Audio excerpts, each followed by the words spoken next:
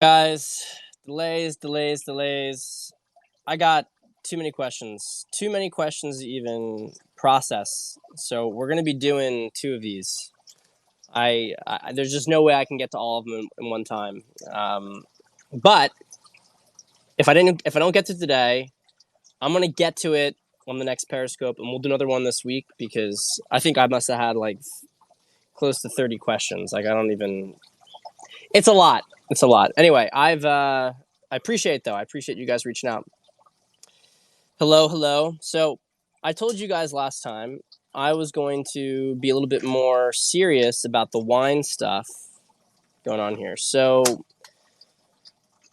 I busted out an old notebook. Now this is old. This is antiquated. So if you're thinking about doing WSET, is actually I don't know, whatever, it doesn't matter. Point is that this is into thinking about wine more analytically, right? Traditionally, this is what I had to do when I was studying for my diploma, but I got to the point where, after you're done studying for about a year and doing this regular, like weekly with a different group, trying to figure out all this different stuff, you can look at here, you have different details. So basically on these tests, you'd have to describe all this stuff to it. Describe the grape. I did very well, actually. I graduated high honors with tasting. So I guess that means my palate isn't too bad.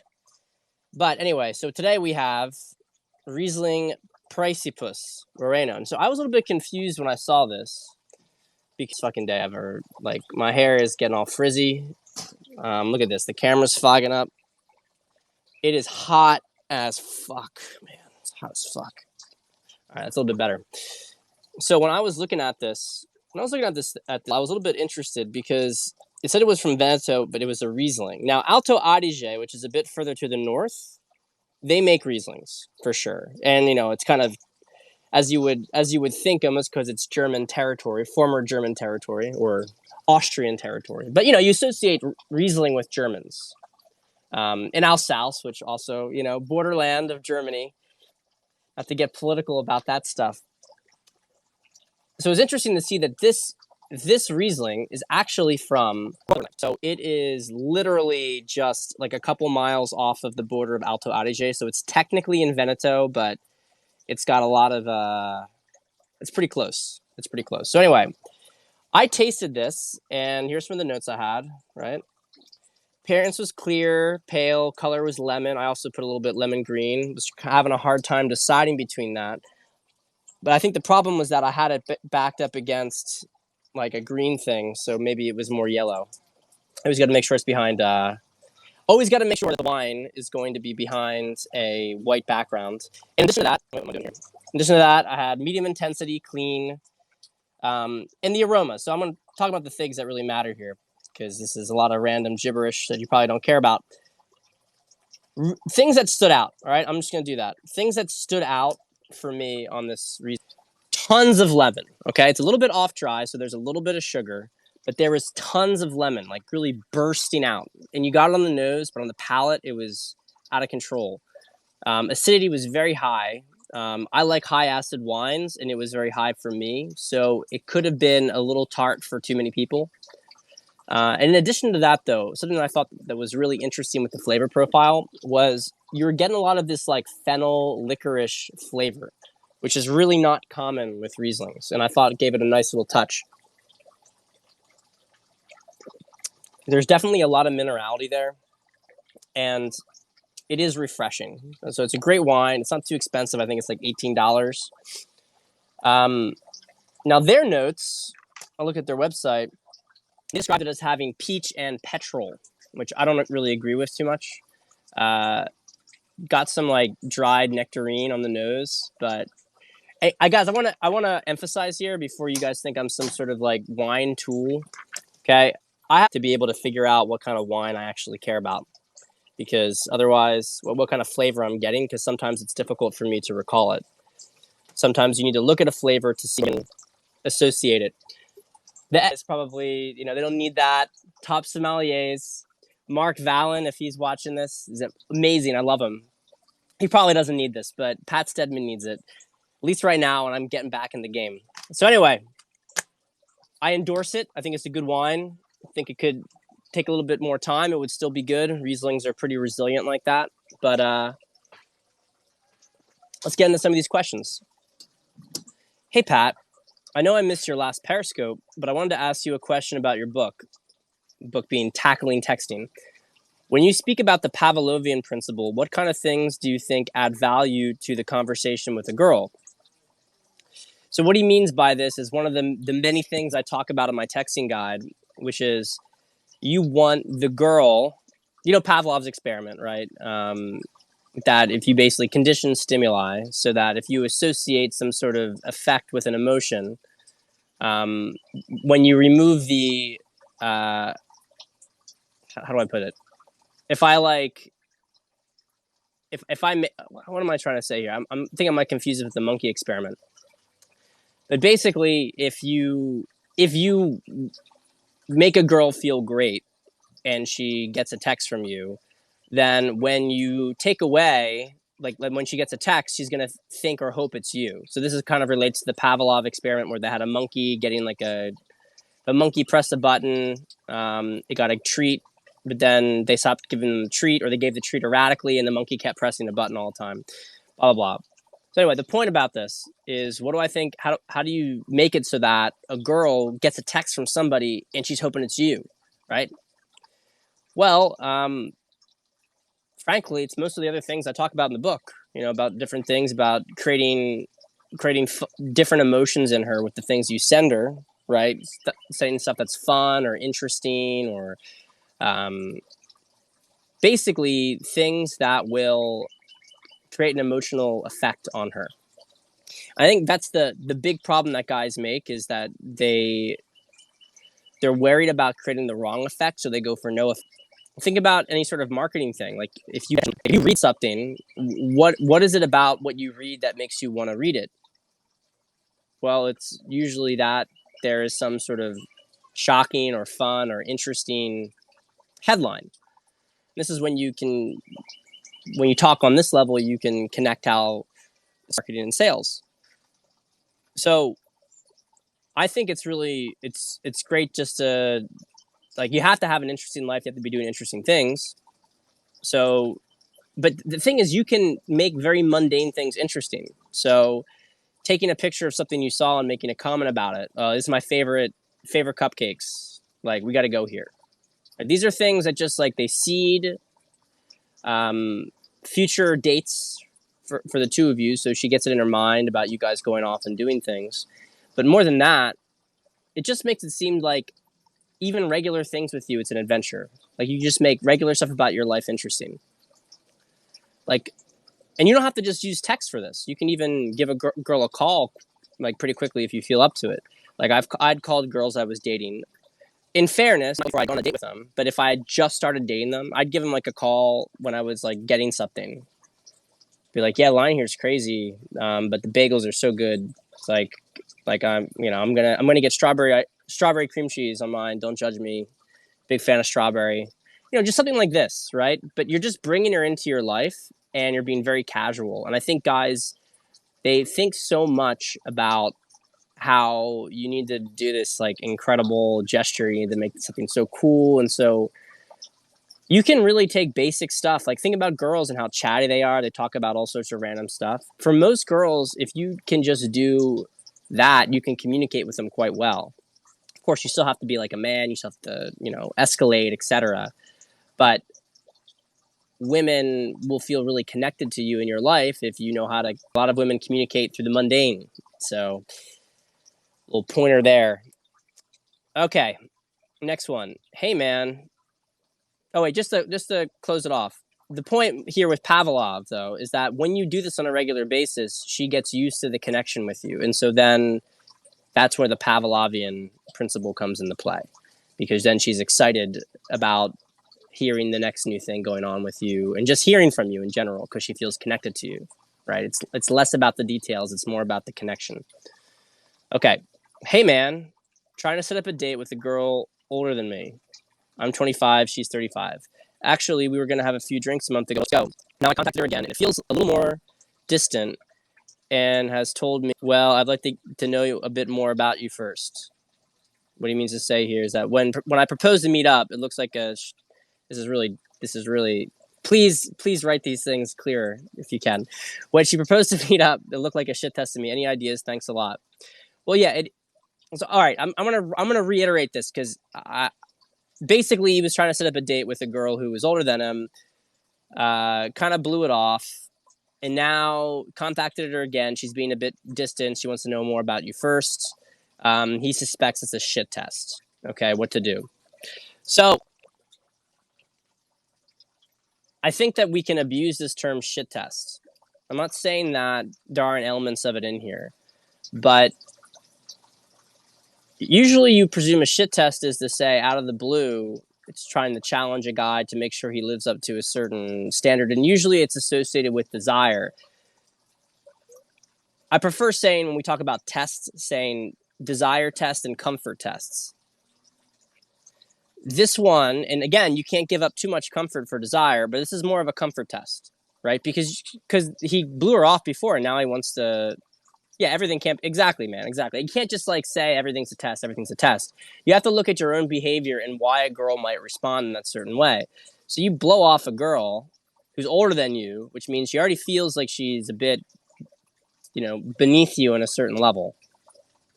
25 is she's thinking you're, and you don't have time for her, but now you want to see her. And she's 35. She's also probably got some mixed feelings about should she even be dating a guy that young. So now you reach back out and she's thinking this guy probably just wants to fuck me. And you know what? The truth is that she probably would have just fucked you before, but now you've triggered her anti-slut defense. Now she feels like you're hitting her up for a booty call. You're hitting her up because you have nothing else to do. So she doesn't trust you. And so now what might have been a much easier conversion before, now you have to navigate more of the emotional landmines, right? Minefield. That's what I was trying to say. Minefield. You got to negotiate a little bit more of that because she's not certain that she can trust you to just go and hook up.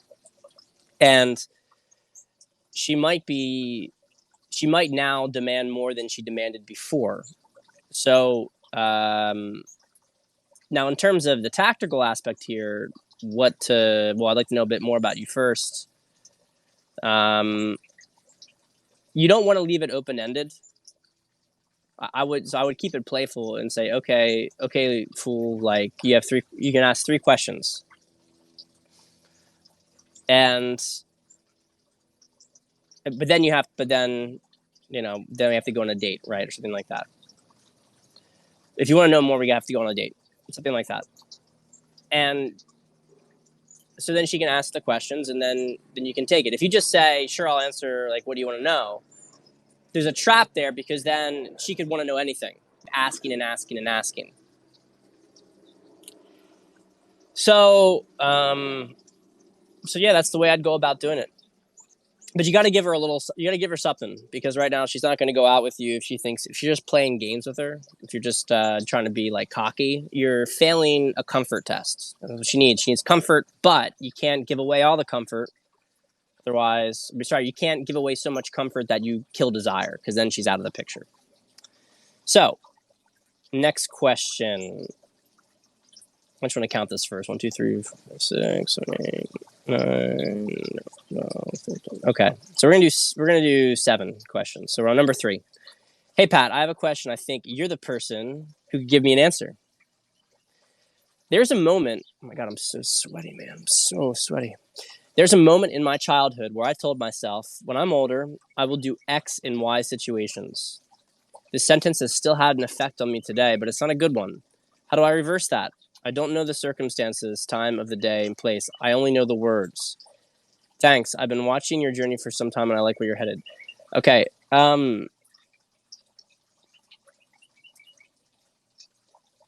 Well, I think, unfortunately, this is a little vague. So what's an example? I will do X and Y situations. Well, like, what's an example of something that you do in these situations? What's an example of, like, I'm going to table this one for the next Periscope, and you can give me an example of this, because right now it seems like you've conditioned some sort of mindset on you, but I don't know really how it's affecting you. It sounds like you don't like it, but I don't know how it's affecting you. So this is again tabled, all right? I'm not abandoning it, but I need more context to answer this question. All right. Hi, Pat. I know you've talked about this before, but can you go over frame a bit more, how to develop it? A more in-depth discussion would be appreciated. Thank you so much. So, frame is basically your mental fortitude, I would say. I think that's the way to describe it. Frame is if you have frame in a dynamic, you are the person who people are looking to lead the situation. They trust your judgment. They trust you. And people are more inclined to follow it. If you have a really clear, dominant frame, then people are going to follow it without question. If your frame is more under contest, they might challenge it a bit, but they're still engaging with what you're saying, which shows that you still have the dominant position. When you don't have, when you're really diminished, you can tell it because you'll say something and no one will pay attention to you. People just ignore you. That's when you don't have the frame, right? You don't want to be in that position. If you don't have the frame at all with a girl, you will literally be completely ignored or you'll be walked over. So, how to develop it? Well, I mean, you develop by doing what you want and you develop it. That's on a basic level, you develop it to what you want and feeling then confident about what you want and what you're doing. But I think on the higher levels, like a lot of this has to do with ego, and I think it's important. It's important to exercise your ego to an extent. It's important to exercise your needs, but on a higher level, your frame gets brought down based on your willingness to follow truth. Because there are people out there who can have a big ego and they'll dominate people, but the problem with it is that people who are more sophisticated and aligned will be able to throw that off. So you'll be able to dominate somebody who's kind of out of commission themselves, someone who's a little bit, how do I put this, not really in alignment themselves, someone who feels weak and someone who feels rudderless. If you have a strong will, then you can, and that's just based on what you want, and they have a psychology that's more oriented towards surrendering to others, then yeah, you can dominate them, no question. But if you're dealing with somebody who's a little bit like higher level, somebody who's a little bit more put together, they're not going to follow your ego whims. A great example of an ego whim is when a parent has up, right? That's a really great example of a situation where the parent can't make a case for why something is happening. They just want to exert their will, and they can do that to a child, get to become teenagers, find this stuff to be, ridiculous. It's ridiculous because it shows that the parent can't actually justify their behavior. They're just simply doing it via, I'm the authority figure, therefore you do what I say. And a lot of parents, like, they love to joke about this and they say, oh, well, whatever, ha. I actually think it's bad parenting, personally. I don't think it presents a good case for a smart kid to, it doesn't show somebody how to really live a good life. So anyway, that's a good example of frame by ego, but frame by truth, really trying to say this is what's right. And that takes a lot of internal sorting to figure out, which is why the people who have, you should lead with the truth. The people who have done the most work and are then thus most aligned with truth are able to have the frame much easier, which is why higher vibration people beat lower vibration people when it comes to battles for control, including people who are so far up on the vibration level that you would associate them with love and with not a desire to control anything. They still have more authority over people who are trying to exert their will. And some of you guys may not believe that, but you have to see it in real life because it freaks people out. And I mean, you can make an argument with this was the thing with Jesus, right? I mean, freaked everybody out because he was completely out of the paradigm of I'm going to dominate you. But because of that, he dominated them, right? It's thinking outside the box on a certain level. So what about I raised you and I fed you? Well, this is like, then it's guilt, right? These are all low vibration. These are all low vibration ways of trying to control people. They're coming from a position of weakness. I did all these things for you, so you have to do what I say. Like, that's not leadership. That's not leadership. You should be able to make a case to your kid. I don't understand. Every single time I've seen a parent do that, it's come from a position of incongruency. Every single time I've seen a parent do that. But we're talking about dating. I'm actually going to turn off this fountain. I don't know if it's bothering you guys. Got a cool little here. But it was making a little bit of noise. All right. Yeah, having strong frame is about being more purposeful than the other person. And I think that when you think about purpose on like a higher purpose, like the purpose is truth, right? The purpose is leading a life of truth. Then it's what had to, it's then you're really, really in the highest levels of frame.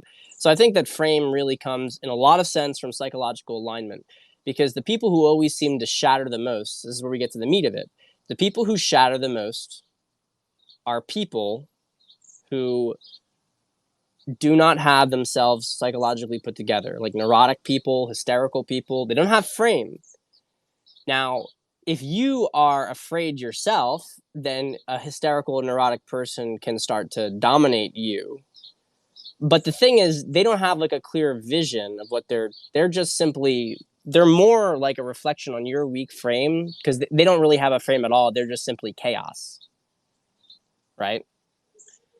So at any rate, I think that you guys kind of get the idea. You got to get yourself, you got to be honest with yourself, and you got to be honest about your intentions, and you got to lead. And if you can do all those things, then you're going to have frame. And people who don't have those things, and you're willing to say no to people who won't respect that, and yeah, exactly, kick them out. Oof. Book hopefully by Thanksgiving, guys. It's got to be out by Thanksgiving. I have a few more blog posts I'm working on. I'm going to get all those out by the end of the month. And once the blog posts are out, I'm going full bore on the book. In fact, I'm going to most likely take 9 or 10 days in complete isolation, no internet, and just fast and write. It's going to be a long fast, go to the beach for walks and swim, but just I'm doing the hermit thing, and I have an opportunity because my wife is I got a couple posts. I'm not going to go into them right now. There's a bunch of them. There are things I've had in the back burner for a while, for the most part, and I just feel like I have to get them out before I can focus on a bigger piece. So, hi Pat, I got a message for your Periscope. Are girls' crazy sexual fantasies a red flag? Do they always relate to reality somehow? No, I don't think that they're a red flag necessarily. Everybody has fantasies. Everybody has fantasies. I think that when we start to say that a girl's fantasies are a red flag, that's a great way to push a girl out of pocket sexually with you. It's a good way to make a girl no longer want to share those fantasies with you, alienate her from you from an intimacy standpoint. Everybody's got fantasies. Everybody's got sometimes some pretty weird fantasies, right? But it's important to, if you want to have intimacy with a girl, to try to respect them and try to honor them. Now, at the same time, it doesn't mean you have to act them out. But it does mean that you want to make it feel like it's a safe place for her to share them with you. That's if you want to have a really deep relationship and you want to be able to do some crazy sexual stuff with a girl. At the same time, it would be unwise to say that there weren't, if a girl's obsessed with these different fantasies and living them out, then you can start to have a problem, because now it's no longer a fantasy she has. Now it's like, this is something that she needs to live. And everybody has fantasies. Living out your fantasies can have some very destructive consequences in the real world. And so this can become a sign of an unhinged personality. So sharing something that turned you on, nothing wrong with that, right? That could have been imprinted at some point, but making a real need to do some crazy shit. It's like she starts to talk about she needs to get gangbanged to get off. Okay, that's it's a red flag, right? It's not a red flag because just they had the fantasy. It's a red flag because she needs it to occur. Now she's living in a weird world. What do I think leads to weird fantasies versus relatively normal fantasies in people? I think a lot of our cultural conditioning and programming. I think it's the main thing. When you're bombarded with porn that produces these things over and over again, I think that there's a huge amount of stuff that we think about that people in the past almost never thought about. I actually believe that. That's a controversial opinion, but I think a lot of stuff that we consider to be in the sexual repertoire today, I think most people a century ago would never have even imagined it. They would never have even imagined it. Because it didn't, it would have just been gross or would have made no sense. I'm not sure if you could say that with oral. Oral seems to probably be one of those things that must have been on people's minds, even if they didn't really talk about it, even if they considered it more gross. But I mean, some people were talking Twitter the other day about, I think it was Dr. Dynamis. He was talking about like rim jobs and stuff. Like, nobody came up with the idea of giving a rim job organically. Like, no one was like really excited about licking someone's butthole. Like, no one was excited about that. Like, they were told to be excited about that. They were shown some chick, getting a rim job, and they decided, oh, okay, yeah, I want to give a rim job. Like, that wasn't organic. So, um, so yeah, there are certain things that, a regular, yeah, I think enough said on that topic. It's mostly conditioning. It's mostly conditioning. Just what's your take on 2D/4D ratio? I don't actually. Can you can message down here, Ben. I don't really know what you mean by that 2D/4D ratio. Yeah, there are no organic cage-free rim jobs. Quote that. Quote that from the Periscope, because that's the truth. So yeah, I think, and I have to be honest with you guys. I found that as I've straightened out a lot of my shit, there were a lot of things that I thought that would be like, oh, that just no longer like exist for me. Like, they just kind of disappeared. It's like the program got removed, and now my focus is so much more oriented around like having really good sex, having like more passionate sex, having like some of these like really like kinky things. Just sort of the deception around this changed. I almost feel like they were proxies for intimacy. For intimacy. Um, Length of index finger versus less length of ring finger, 2D/4D ratio. I got you. Second digit versus fourth digit ratio. It's supposed to predict masculinity, femininity, and a personality. Let's see. What do I got here? What do I got here? That's about right. That's about right. It's about right. I got some femininity in me. I'm relatively balanced with that kind of stuff. I don't know if it's true. I don't know if it's true. I don't actually know that I've heard it before, but it sounds like something. Maybe I have heard it, but I've never like thought about it before. That's interesting. I don't know. If you talk to Paul, he can tell you things in your astrological chart that would indicate to what degree it is. But I mean, let's be real here. 90% of guys, at least, listen to Riv. Hey, look, nothing wrong with Riv. I mean, I'm all like, I think he makes a lot of really really great stuff. I think in the lean in things, a lot of guys have to remember that. You got to remember the lean in. And his point about face fucking is actually really well met, in the sense that a lot of guys take a more passive approach towards sex, and they're oriented towards trying to please, and it's nothing wrong with giving a girl pleasure, obviously, but the focus on it, I think it's been a really good contrast to have. I think sometimes very simple messages can get in there, and also I gotta say that he's right about girls wearing Vans. Girls wearing Vans are freaks. I don't know why that is. Something about that shoe brand. Maybe it's like a possessed shoe brand. So when girls wear it, something happens to them. I don't know. But I will say though that I've become not a proponent of anal sex. I think anal sex is gross. But I've done it before, and there is a time when I really felt like, I almost feel like people who are like all about it have not really done it. Maybe, I mean, I'm sure you can do it and whatnot, but it's gross, man. I mean, you get shit on your dick, it's it's gross. It's Gross stuff. I don't know why people would prefer that over a vagina, which is like a millimeter away. It's a lot better oriented towards your dick. Anal's a lot tighter on the base. I know we're usually pretty family friendly here, but it's a little bit, it's more tight around the base. But then it's like it's much, the rest of it's much looser, and it's kind of weird. I don't know. It's a very weird. It's a different sensation, and I don't know. I'd prefer to have my whole dick grabbed, you know, and not to have shit on it. So, just my opinion, just my opinion. But all right, let's see here.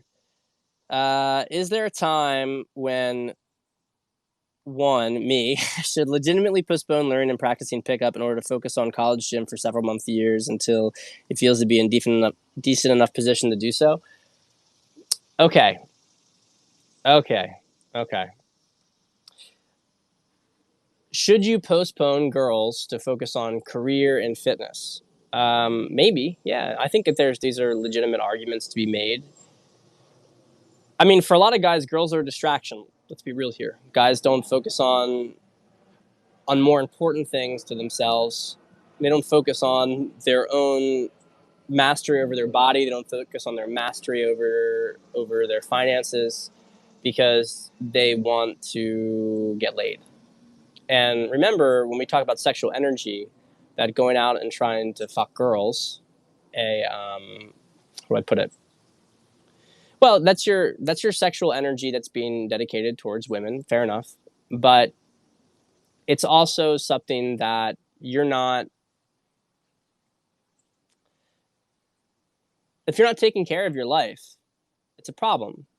So if you feel like, because that energy could be going to your business, you could be putting your focus into that. Now, where I see the red flag with this statement is that it seems to remind me a bit of what I see a lot with like monk mode getting put around, like gotta go in the monk mode, gotta go in the monk mode. I'm sure some of the guys even watching this have been on monk mode, love monk mode, had a good time with it. You know me, I'm not a blanket hater. Okay, there's always a context, there's always an exception. But I'm going to tell you that when I see people who want to do monk mode, which is what this kind of sounds like, it's like monk mode, don't talk to people, don't have friends, just go lift, go focus on making money. When I see that stuff, when I see someone who's depressed, that's what I see. I see a depressed person. I see somebody who has a real pain point around connecting with people, has a real pain point socially, has a real pain point when it comes to women. And he thinks that he can fix that by fixing something else, which is a very common thing that guys do. Yeah, I'm going to deal with this problem I have once I deal with this other problem, which is completely unrelated or mostly unrelated, tangentially related, right? Let me avoid the real thing that I'm afraid of and let me instead focus on something ancillary, because I can do that and tell myself I'm making progress even though the same pain point stays there no matter what I do. That's what I see a lot with monk mode. I see a lot of people who not that I think that they're bad people. This lockdown is like non-consensual monk mode. That's a good way to put it, Hayden. That's a really good way to put it. Yeah, it is. But I think, you know, the positive is that you can do some introspection. So when someone says, I'm going into monk mode for a month, or I'm going to go into monk mode for 3 months because I have to deal with this one thing, I get it. Like, I get that. Okay, that's a brief season, really cracking down on stuff. Okay, but I see them like they do monk mode for that, and then it's like they come out and they're like, "This stuff sucks. I'm gonna go back into monk mode." It's like, no, you're not. You're not in monk mode anymore. Now you're literally just depressed and maybe getting to be like having mental illness because you're avoiding people and you're posting on Twitter about how cool you are, but you won't talk to anybody in real life. Like, sorry, raises some red flags for me. So I think that when it comes to this kind of stuff, I mean, I'm going to go in the monk mode, right? With my book, I'm going to go in the monk mode for 10 days, real monk mode, because I won't have any internet. I won't have any contact with anybody. I'm going to have a flip phone in case of emergency. I can get called. But my wife's going to be in Poland, putting together our apartment, and my parents are going to be an hour away, and it's just going to be me and the beach and my laptop for writing only. There's going to be no modem. And that's real monk mode. So anyway, all right, guys. I think that uh yeah. So the question was several months, years. I wouldn't say that that's not legit. I'm gonna do one more question. I got to run after that. One more question. We're gonna tackle the rest later this week. I'm moving to Poland because I have an opportunity to move to Poland. No, I think it's. I'll talk about that another time. I'll talk more about my move to Poland. I think I have already, but 1, 2, 3, 4, 5, 6, 7. Actually, you know what? I'll answer that Poland question, and we'll just do the other stuff later. Uh, thank you. I do lives regularly. I do a dating relationship periscope once a week on average, and I do a COVID cabal periscope, which is conspiracy kind of current events periscope. It's more fun. We get to talk about crazy shit on that one, and that's I do that once a week too. So I do 2 periscopes a week on average. I think this week we're gonna have 3 because I have to do this other dating relationship one, and I didn't do one last week. So the deluge of questions makes sense. Hey Jack, it's good to see you. Um, so yeah, I'm moving to Poland because I feel like it's the right move. I figured last summer it was the right move for our family. My wife's Polish. She left Poland when she was 18. I think that she needs to go back and um, just kind of close a loop, without going too personal. I think she needs to close a loop there. I've been closing a loop here. I think she needs to do it over there. Uh, I knew it was time to leave New York. As if I didn't know, I would have known after COVID hit this year. It's just not the same. That phase of life is over, and I'm not ready to move to the Jersey suburbs yet. I do see myself coming back here in a couple of years, but for now, I think it's like the idea is the split time between Europe and the Philadelphia New York corridor in the future. Poland, maybe France as well. But we're moving to Poland. We have a baby on the way. Our family is going to be a mile away from us. Be great help. We have getting a great apartment in the center of the city, and I'm psyched for it. I'm really excited. I know it's going to be hard. Like I know it's going to be difficult. Um, I'm a social guy, and I'm also like new things are exciting for me, so I'm not like really worried about it. Actually, I wouldn't even say I'm worried at all, but I just know it's not going to be like once you get there and you're away from your family and you're away from most of your good friends, then I mean it's different, especially when I'm going to have a kid. Like everything is going to be different next year. And I'm excited for the change. I'm all about new experiences, but it just felt right. So I think we'll be there 2 to 5 years, and we'll see what happens with it. We'll see. We'll see. I am learning Polish. Uh, COVID kind of messed it up because I was taking lessons once to twice a week. I'm going to try to get a few more in and keep my current level up. But the main thing I'm going to do, and it's the same thing I did in Argentina, I learned Spanish in 3 months. Now my Spanish is, I mean, it would take me a little bit to get it back. My 2 foreign languages are really French and Polish, and they're the only 2 I really care to master. But when I get to Poland, I'm going to get a teacher, and I'm going to work with him or her 5 days a week, 2 hours a day. I'm going to do that for half a year, and I'll become fluent by that point. So especially being there, everything's going to be happening with it. I'm going to be hearing it constantly. So I'm excited to be on this journey with you guys. It's going to be fun. But anyway, wine. It's a Riesling Precipice. We're going to be back later this week. Tomorrow, maybe I'll do it tomorrow. Maybe I'll finish it tomorrow. And we'll do another COVID cabal later in the week. All right, guys.